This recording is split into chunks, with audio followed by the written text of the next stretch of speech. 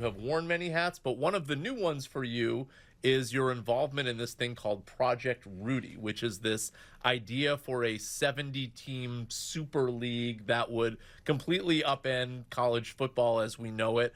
Why this idea, and is this the right solution for college sports? Well, I can't get into too much detail about Project Rudy. I will say it's not meant to upend anything. In fact, what college sports needs is responsible capital to keep it as is, to keep the train running, to keep college sports being dynamic, profitable, and able to actually serve multiple purposes. Project Rudy is focused on football. College football is the second most popular sport in the U.S. It has an incredible history, pageantry, has unbelievable drama, it has long-term rivalries and stuff like that. We don't want to upend any of that. That's super important to the tradition. But aren't the conferences, wouldn't they be going away? No, absolutely not. Absolutely not. The Project Rudy is focused on the Power Four, but also providing capital for the Group of Five and the other conferences, and even the FCS. So there's money to go around. It needs to go around. The football programs traditionally have funded all the other sports programs at all these colleges. That includes Olympic sports, women's sports, things that really do require external funding to continue, and especially Olympic sports, really important to the United States, obviously. And so college sports is super important there. But it's been changing. You have these NILs, the name, image, and licensing stuff that's really changed. It's professionalized sports to a large degree. So there's a professionalization of what was an amateur sport, which is fine if handled the right way. And Project Rudy, we really want to just pick off some low-hanging fruit to bring capital in, to help with some scheduling optimization, and to help with some media rights negotiation optimization, and to preserve as much as we possibly can, which is most everything. Those conferences and the Power Four, there's a lot of history there, there's branding there, there's loyalty, there's a lot of reasons to keep conferences, and we don't think we should blow them up at all. All sports leagues have conferences. They're already in place. Why change them? No need to do that.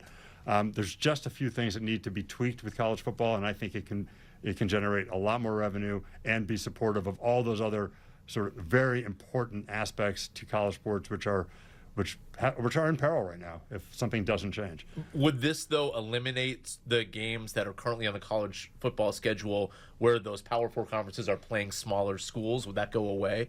Not entirely, but that would be reimagined. I mean, Power Four schools playing Power Four schools, even if they're not the most marquee matchups, attract a much larger audience than some of those games with outside of the Power Four. So those should probably be rescheduled to some degree. What has been the feedback from the Power Four and the NCAA to this idea? There is general acknowledgement that things need to improve and need to change, given the dynamics I just described, paying players and deficits that are now accruing within all these athletic departments.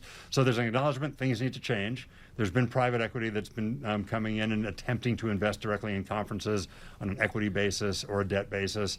We think that just throwing money at the problem without trying to optimize the underlying opportunity is a mistake. So we want to really take that opportunity, optimize it, bring capital in, but then have a very rational business that actually provides capital to the college on a long-term basis. Just to make sure I understand that, the idea would be you infuse this with capital, so now the teams all have money to spend on NIL, but then you optimize the media rights so that there's more money coming in the door after the... The key is optimizing the audience. When you optimize the audience, everything works. More advertising money flows in, so media companies are happy. You can, if you do things right, you can optimize the actual media rights revenue for the colleges.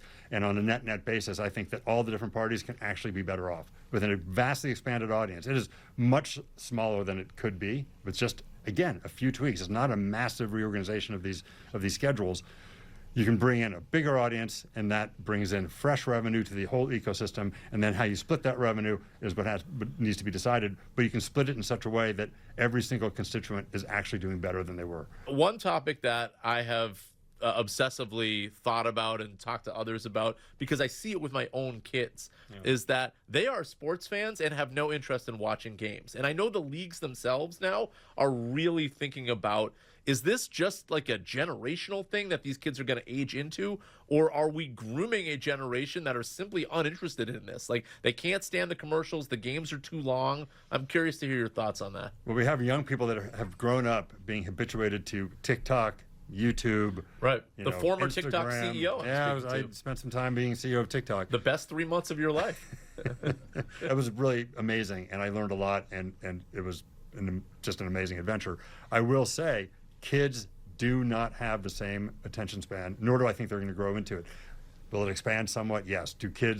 Will kids become sports fans through their interactions with the short form highlights and the things they see on TikTok and YouTube? For sure. And will some of them graduate into being, watchers of full games?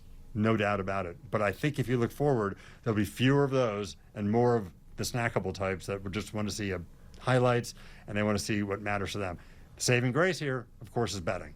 And I think betting, as kids grow older and it's legal for them to bet, obviously, there'll be a lot of interest in snippets and sort of snackable moments of games because of proposition bets that depend on what's happening at a moment in a game. Who's going to score the next touchdown? And who's the next three-pointer? Who blocks a shot next? All those different proposition bets that are really fun and engaging are going to be a really meaningful part of the sports experience going forward, which is why I think the leagues several years ago kind of embraced gambling versus being against it. That was in part a reflection of the fact that that is the kind of the mode that kids are going to, when they get older, are going to want to consume sports in.